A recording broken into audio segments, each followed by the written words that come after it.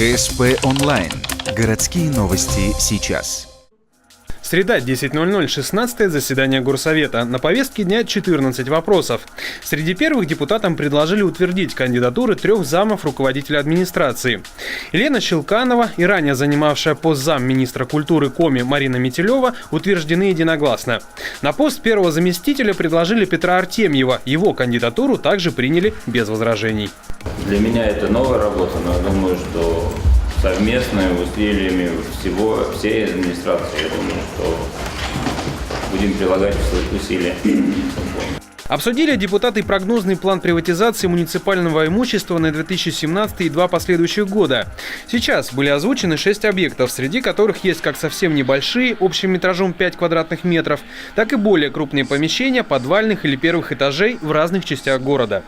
Большие объекты, предприятия или здания в плане приватизации названы не были.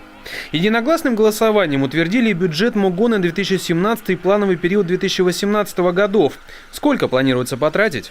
Общая сумма расходов составит на 2017 год 3 миллиарда 177,5 миллионов рублей, на 2018 год 3 миллиарда 15,6 миллионов рублей, на 2019 год 3 миллиарда 65,7 миллионов рублей.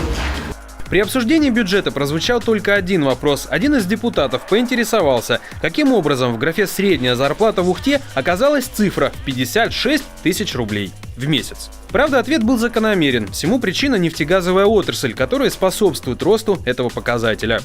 В целом, все 14 вопросов повестки были одобрены депутатами.